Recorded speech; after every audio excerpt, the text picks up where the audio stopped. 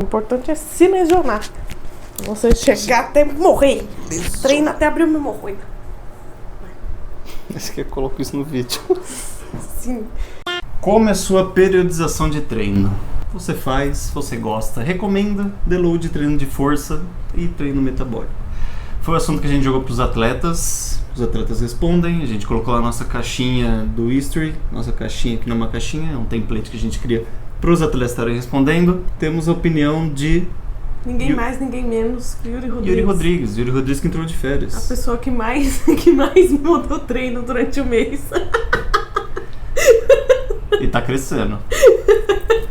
Então vamos lá, vamos saber a opinião de Yuri Rodrigues. Bom, a base do Natural Bodybuilding é a progressão de carga. Então a gente trabalha com a progressão de carga, só que progressão de carga não é só ficar empilhando carga uma em cima da outra. É você poder trabalhar uma boa amplitude, você ter tempo sob tensão, você ter uma cadência na carga e assim por diante. Outra coisa, periodização, você tem que ter. Quando você não tem periodização, você fica à deriva. E quando você fica à deriva, muitos riscos de lesões vêm. Eu já fui experiência própria disso. Já tive muitas lesões quando não trabalhava com uma periodização e achava que estava periodizando meu treino. Vou mostrar para vocês um exemplo básico numa periodização, tá? Então aqui a gente tem os blocos de periodização, eles são separados por blocos, tá? Então a gente tem bloco de força, tem a realização, que normalmente é os testes de 1RM ou então a própria competição, tá certo? E a gente vem com um bloco de hipertrofia sequenciado de um bloco de força e mais uma realização, que no caso seria ou a competição, o teste 1RM e assim por diante, para você criar margens para o bloco. Então, o que ele falou ali, né, que ele comentou no começo do vídeo, é que sobre a parte da progressão, o que mais importa, na verdade, é você está conseguindo fazer a sua progressão de carga, que é um tema que a gente vai trazer mais específico no próximo vídeo, né, sobre o que é progressão de carga, como eles realizam, mas ele deixou claro que a progressão de carga não é somente carga em si, o peso. Então, ele comentou também que a tensão que você consegue deixar no músculo com aquela carga é o tempo de descanso, é a carga também. Então, tipo, não é somente aquela coisa de 1 para 1, né? Tipo, é uma linha reta entre como gerar hipertrofia. E ele também comentou aqui sobre não sei se é o que ele segue, o que ele faz, o que ele passa, ou o que ele tem estudado também sobre a periodização, como você está dividindo a periodização, né? Então ele falou ali 3 meses onde você está fazendo um bloco de força, né? Você está puxando realmente para força, e aí você faz o seu, que seria o mês de realização. Então você tem um objetivo, seria aquele mês que você vai estar realizando o que você está se propondo. E aí você vem com um bloco de hipertrofia, onde provavelmente ali relativo ao bloco de força você está diminuindo a carga, porém aumentando a repetição, mas não necessariamente diminuindo a intensidade. Então é sempre isso, a gente vai ter alguns nomes aqui, mas intensidade não é sempre vai ser alto, mas não é que ela vai ser baixa. Então você tem sim a parte ali de deload, que a gente pode estar trazendo também, né, para que serve, o que o pessoal acha, mas tirando a fase deload, você sempre vai querer estar trabalhando uma intensidade alta, você sempre vai estar querendo sinalizar para o seu músculo esteja se desenvolvendo, né? Não se adapte e se acomode.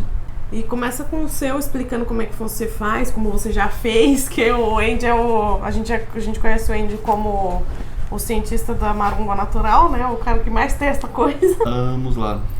Nos meus primeiros anos, eu nem sabia o que era periodização. Então, basicamente, só na época eu sabia que precisava fazer 12 repetições, ou seja, precisava de uma carga para conseguir fazer 12 repetições. Então sempre tive essa ideia mais ou menos de o que é uma falha, pelo menos, né? Então, tipo, eu nunca me acomodei. Conseguia fazer 12, evoluía a carga. Conseguia fazer 12, evoluía a carga. Isso aí eu fiz por muitos anos, na verdade, né? Aí eu descobri sobre periodização, para que servia, não sei o que. Foi um período que eu testei. Então eu fazia... E eu preferi separar por semanas. Então eu fiz o que hoje em dia tem dois tipos de periodização, né? Que eles falam que você separa por blocos, seja seu bloco semanal, mensal, trimestral ali, ou você faz tudo dentro do mesmo treino. Então você faz ali a parte metabólica, de hipertrofia e algumas séries focadas de força dentro do próprio treino mesmo. Só que nesse exemplo que eu tô dando, eu fazia por blocos semanais. Então eu fazia um bloco era de metabólico, onde eu jogava para 15 repetições, puxava minha carga e eu jogava o tempo de descanso, que era uma variável que eu gostava de controlar, o tempo de descanso muito para baixo. Então basicamente eu fazia 15 repetições com tempo de descanso de 30 segundos. Isso daí eu fazia durante vários exercícios, durante uma semana inteira. Eu chamava essa semana de semana metabólica, onde a ideia era realmente, ainda tá trabalhando com uma carga boa, porém tá estressando essa parte metabólica mesmo do corpo, para você tá se acostumando a essa parte de queimação e até puxando um pouco até, sinceramente, para o seu cardiovascular. Porque sim, a partir de uma carga, depende do seu exercício, ele é muito composto, descansar 30 segundos é praticamente um rest pause ali, né? Na verdade você quase não descansar. Aí eu fazia 2 semanas, onde que era uma que eu chamava de hipertrofia, que eu ficava ali no range de 18 a 12, tentava focar no 10 ali e fazer um descanso de no máximo 1 minuto. Então, aí eu vinha com umas estratégias de técnica avançada. Eu gostava muito de fazer nessa época o drop set, strip set, na verdade. E era aquelas 2 semanas onde realmente eu sentia um desgaste total da musculatura. Eu sentia que aquelas 2 semanas eram as mais puxadas. Ali, se chegar no final da segunda semana, eu queria, não continuar fazendo a terceira semana. E vindo dessas 2 semanas de hipertrofia, eu fazia uma semana de força. Onde que pra mim, pra minha questão central, ou seja, psicológica, era quase, deixa mais aqui, vão me bater, mas era quase uma semana de deload. Ou seja, era minha semana de força, porém uma semana de deload. Por quê? Era uma semana que tinha mais dias de descanso, né? Sim, porque eu fazia 2 dias de exercício, de academia, descansava 1, 2 exercícios de academia, descansava 1. Então, o que encaixava fazer esse esquema. E era até 6 repetições, então era uma série que você mal começava e já acabava. Então, é uma série rápida, comparado a uma série onde a gente, ali na metabólica hipertrofia, era de 2 minutos, de 1 minuto, de força a gente sabe, já acabou. E eu, sim, levava descanso ali pra 1 minuto e meio, 2 minutos. Então, hoje em dia eu vejo que era até um descanso pouco, mas aquilo lá, relativo ao que eu fazia, era um descanso maior. Então ali eu fazia uma semana de força, onde eu sentia que a musculatura trabalhava bem, ficava bastante sob tensão, porém era um descanso central pra mim. Então eu fazia esses três blocos, onde um focava totalmente em destruir meu central, o outro destruía tudo e o outro eu descansava do central. E hoje em dia, o que eu faço hoje em dia? Hoje em dia tá testando qualquer outra coisa. Hoje em dia eu tô preferindo mais, que eu comentei sobre ter esses 2 tipos de periodização, né? Onde você divide em blocos e outro que você divide dentro do mesmo treino. E hoje em dia eu faço daí que você divide no mesmo treino. Então eu começo o treino puxando para mais repetições com menos carga e vou aumentando a repetição, descansando mais, porém levando até uma série de força. Então se eu sinto ali que minha articulação tá legal, eu faço então uma série, 2 ou 3 de força. Se eu sinto que tá começando a dar uma inflamada, tô sentindo que tá mais para lá do que para cá, eu tiro essa série de força. Então basicamente a minha série de força ali é como se fosse um deload ou não. Então, se eu tô precisando de um descansinho a mais dentro do meu próprio treino, eu não faço essa série de força. Se eu tô de boa, tô me sentindo bem, eu faço série de força a mais. O Indy é da base do... Se não morreu ainda, continua fazendo. No máximo, por muito tempo eu pensava, não, você pode fazer o máximo. Porque o pior que vai acontecer é você desmaiar. Bom, eu testei dessa forma que ele tinha feito. Foi nessa época que eu me lesionei, só pra ficar claro. Fez errado. Mas o que funcionou pra mim é o que eu tô carregando comigo até hoje, que não é necessariamente uma periodização, mas eu escolho exercícios das minhas musculaturas-alvo para trabalhar com força, e esses exercícios são com menos repetições e mais carga, para que eu consiga melhorar a minha performance na hipertrofia dessa musculatura. Então, a minha musculatura-alvo sempre vai ser, e sempre vai ser a minha musculatura do posterior de coxa e glúteo. O que eu escolhi? Um exercício na semana, uma vez por semana eu vou fazer um exercício que é muito pesado para posterior e glúteo, que é a elevação pélvica. Porque é um exercício que eu consigo trabalhar com carga muito alta e uma faixa de repetições ali. Tem semanas que eu quero colocar mais carga e faço até 7 repetições no máximo. Tem semanas que eu não me sinto tão confiante de colocar tanta carga e aí eu faço ali até falhar no 8, 9, pra trabalhar com um pouquinho mais de segurança. Só que é um exercício na semana que eu escolho para colocar muita carga, para que esse músculo comece a ficar mais forte, para que eu consiga, nos exercícios mais isolados, trabalhar melhor essa musculatura, porque eu vou conseguir colocar mais carga.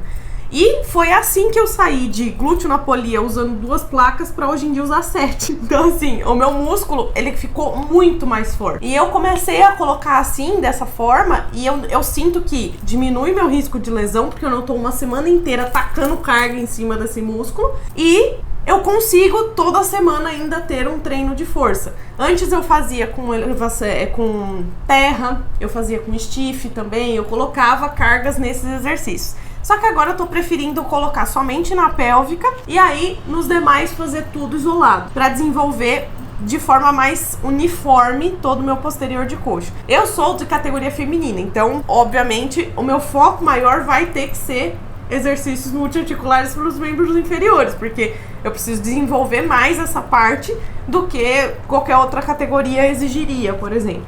Mas, como o meu foco e o meu ponto mais fraco do físico é o glúteo, eu escolhi para trabalhar dessa forma.